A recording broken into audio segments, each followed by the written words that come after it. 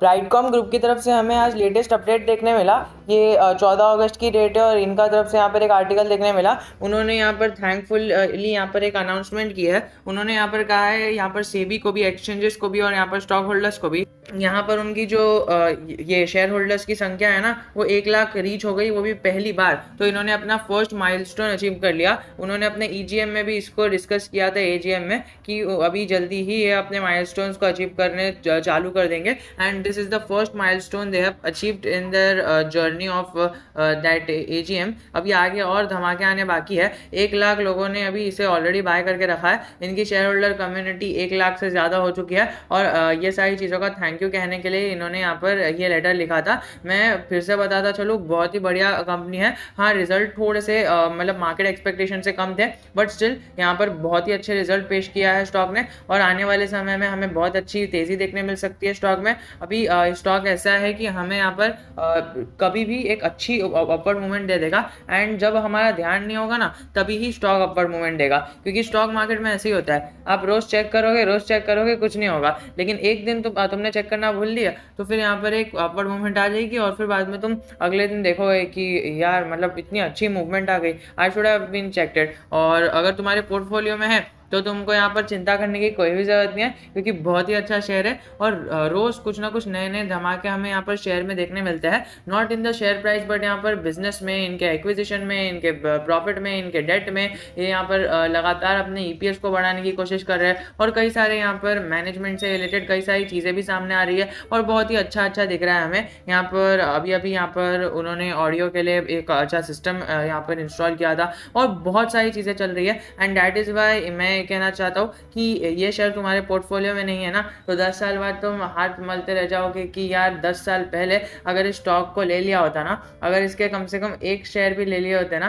तो आज तक हम बहुत ही अच्छा यहाँ पर प्रॉफिट बना पाते। क्योंकि अभी तो बहुत सारे डिविडेंड, बहुत सारे स्प्लिट्स और बहुत सारे बोनसेस आने बाकी है, राइट इशू भी आने बाकी है, बहुत सारी चीज़ें आने बाकी है। क्योंकि अभी स्टॉक यहाँ पर हमें 100 के नीचे मिल रहा है, लेकिन एक बार यहाँ पर हमें बहुत ऊपर जाता हुआ दिखेगा ना, ओवर वैल्यू होता हुआ दिखेगा ना, to maintain the liquidity and the affordability of the retail investors, they will gradually spread the stock or they will give bonuses। तो उसके बीच में जो स्टॉक इन्वेस्टर्स को फायदा होता है ना, वो तभी बोनस और स्प्लिट के लिए बाय करने वालों को नहीं होता है। मतलब जिसने अभी बाय किया और यहाँ पर कल बोनस है और स्प्लिट है, तो वो शॉर्ट टर्म में ज़रा भी फायदा नहीं होता है। लेकिन अगर तुम 10 साल से होल्ड कर रहे हो और तुमको एक बोनस मिल गया ना, या फिर एक स्प्लिट मिल गया ना, तुमको तुम्हारे वो शेयर है ना करोड़ों का रिटर्न दे सकते हो तुम्हारे को आने वाले 1-2 साल में। जिस तरह की विप्रो की कहानी है, मैं हमेशा से कहता हूँ 10,000 रुपये का उसको 500 करोड़ रुपए का यहाँ पर उसका शेयर हो गए, तो तुम समझ सकते हो 500 करोड़ शेयर हो गए। उसको विप्रो की प्राइस से यहाँ पर मल्टीप्लाई कर लो, तुम्हें पता चल जाएगा कि कितना अमाउंट आएगा।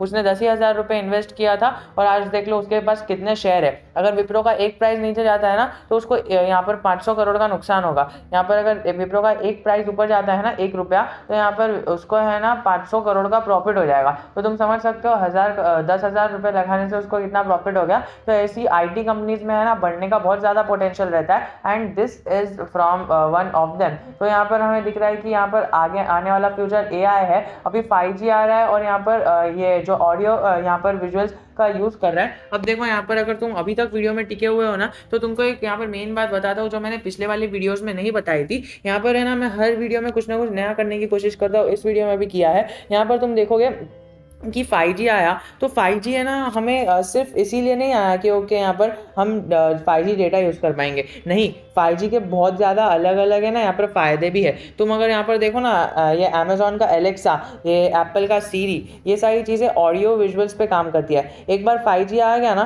तो यहाँ पर इन जैसी AI टेक्नोलॉजी को बूस्ट मिल जाएगा एंड यहाँ पर ये लोग ऑडियो विजुअल्स के साथ साथ AI पर भी काम कर रहे हैं। तो तुम समझ रहे हो, जिस तरह एप्पल यहाँ पर अपने ही प्रोडक्ट्स अलग अलग, मतलब अपने प्रोडक्ट्स में हर एक चीज़ खुद ही बनाता है। एप्पल स्टोर है उसका, जो भी अगर फॉर एग्जांपल उसका लैपटॉप है, तो उस लैपटॉप के अंदर जो भी एलिमेंट्स रहेंगे वो सारे एप्पल के रहेंगे, उसके अंदर एप्लीकेशंस भी एप्पल के रहेंगे, सारी चीज़ें A to Z यहाँ पर एप्पल के पास ही रहेगा, एप्पल के से ही बनेगा। उसी तरह यहाँ पर हमें दिख रहा है कि ब्राइटकॉम ग्रुप भी कुछ ना कुछ है ना एक मोनोपोली गेम खेलना की ट्राई कर रहा है। यहाँ पर दिख रहा है हमें कि उसने ऑडियो विजुअल्स के लिए एक बहुत ही अच्छा इन्वेस्टमेंट कर दिया और यहाँ पर अपना फ्यूचर प्लान देख लिया। दूसरी तरफ यहाँ पर है ना ये AI के सेक्शन में अपना फ्यूचर देख रहा है। इसने 10 साल का फुल प्लान करके रखा है कि 10 साल बाद AI का फ्यूचर क्या होगा and where will we stand, और उसी वजह से इसने एक अच्छा खासा इन्वेस्टमेंट AI की तरफ भी करके रखा है। हमें यहाँ पर IT से रिलेटेड कई सारी सर्विसेज यहाँ पर ब्राइटकॉम में देखने मिल जाती है, कई सारे सॉफ्टवेयर से रिलेटेड यहाँ पर क्वेरीज यहाँ पर जो ब्राइटकॉम है वो सॉल्व करता हुआ हमें कहीं ना कहीं देखने मिलता है। बहुत ही अच्छा शेयर है और अगर आपके पोर्टफोलियो में है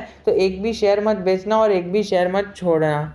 ये देखो ये इसका दूसरा नाम है, अगर ये वाला नाम तुमने कभी सुन लिया तो फिर ये मत कहना कि अलग है। Lycos Internet Limited is engaged in providing digital marketing services and development of computer software and services. तुम समझ सकते हो डिजिटल मार्केटिंग का क्या क्रेज चालू होने वाला है। अभी डिजिटल मार्केटिंग का मतलब वैल्यू बहुत ज़्यादा है और अभी तक ये अपने बिगिनिंग स्टेप पर है और आज तक हर एक बंदे को डिजिटल मार्केटिंग के बारे में कहीं ना कहीं सुना ही होगा। डिजिटल मार्केटिंग एक ऐसा टूल है जो है ना हमें यहाँ पर न्यू जनरेशन मार्केटिंग में हेल्प करती है और यहाँ पर डिजिटल मार्केटिंग में कॉस्ट कटिंग भी बहुत ज़्यादा हो जाती है और हमें एक फिजिकल मार्केटिंग से अच्छा डिजिटल मार्केटिंग एक सूट करता है। एंड यही सेक्टर में ये कंपनी काम करती है। कंप्यूटर साइंस से रिलेटेड और कंप्यूटर सॉफ्टवेयर से रिलेटेड, कंप्यूटर सर्विस से रिलेटेड सारे काम इसके अंडर आते हैं। हम अगर यहाँ पर मार्केट कैप देखें तो 3000 करोड़ का है, कुछ चेंज नहीं हुआ है। यदि कुछ चेंज होता है तो हम वही पढ़ेंगे। हम यहाँ पर देखते हैं पी है ना हमें पिछली बार 4 का देखने मिला था, इस बार 6 का हो गया, तो यहाँ पर हमें आगे जाके 60 का भी देखने मिल सकता है। तो तुम समझ सकते हो कि हाई वैल्यू पे बाय करने के लिए स्टॉक का नहीं रहना चाहिए।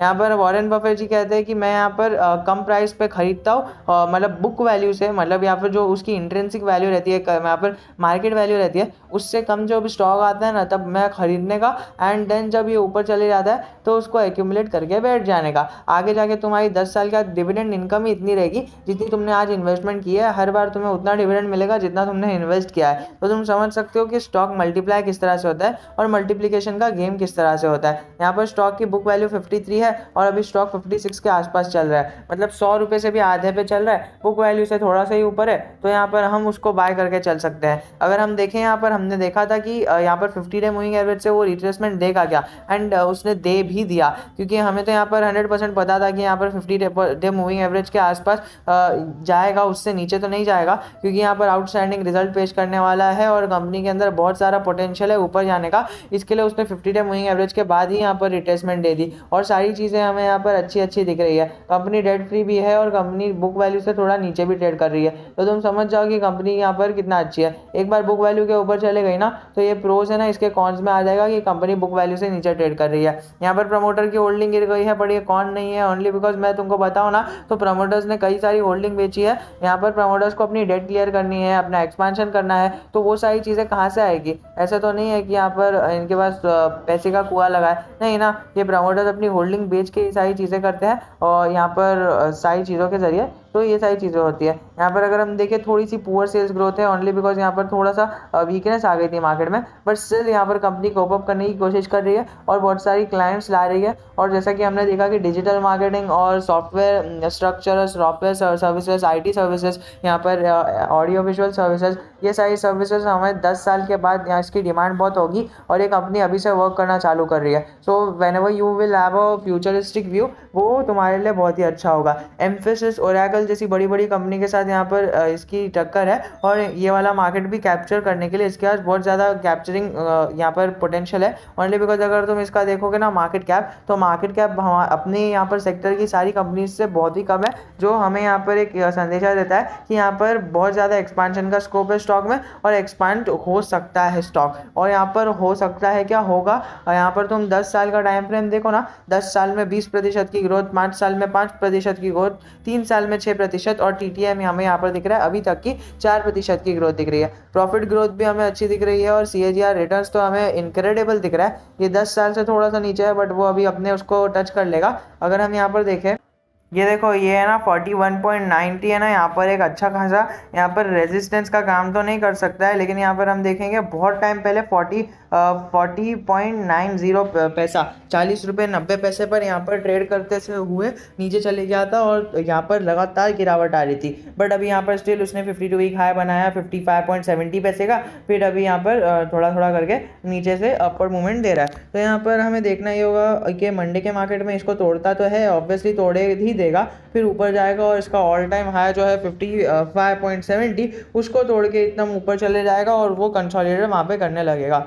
तुम्हारे पास अभी भी चांस है कि अगर तुम्हें अच्छा रिटर्न चाहिए तो यहाँ फिर 52 वीक हाई के थोड़ा सा नीचे तुम बाय कर सकते हो, या फिर 52 वीक हाई पर भी तुम ऑर्डर लगा के बैठ सकते हो, क्योंकि 52 वीक हाई को ब्रेक करता है तो फिर वो 52 वीक हाई उसका सपोर्ट का काम करेगा and then the stock will not stop. यहाँ पर अच्छा खासा 55 रुपीज़ तक यहाँ पर जा सकता है। हमें यहाँ पर शॉर्ट टर्म में ही एक अच्छा खासा प्रॉफिट देखने मिल सकता है। अगर हम प्रॉफिट की बात करें तो हमें यहाँ पर 25% का प्रॉफिट आराम से देखने मिल सकता है शॉर्ट टर्म में। तो तुम अगर यहाँ पर इंटरेस्टेड हो तो तुम आराम से जा सकते हो। अगर हम देखें कि ब्राइटकॉम ग्रुप ने ना यहाँ पर 4% राइज किया है, जो यहाँ पर किसी भी कंपनी के लिए अच्छी बात होती है। अपने प्रॉफिट को और अपने सेल्स को यहाँ पर इंक्रीज रखना और ग्रोथ मैनर में आगे बढ़ते चलना, और यहाँ पर यहाँ वॉलेटाइल मूव ज़रा भी नहीं देखने मिलती है हमें एक यहाँ पर नेचुरल और पोटेंशियल ग्रोथ देखने मिलती है, जो कंपनी के फ्यूचर के लिए ब्राइटफुल फ्यूचर के लिए हेल्पफुल है। अगर हम बात करें यहाँ ब्राइटकॉम ने 38 लाख के शेयर्स यहाँ पर अलॉट किए थे, जो हमने पहले ही डिस्कस रख चुके हैं। तो ये सारी चीज़ें ब्राइटकॉम ग्रुप में चल रही है।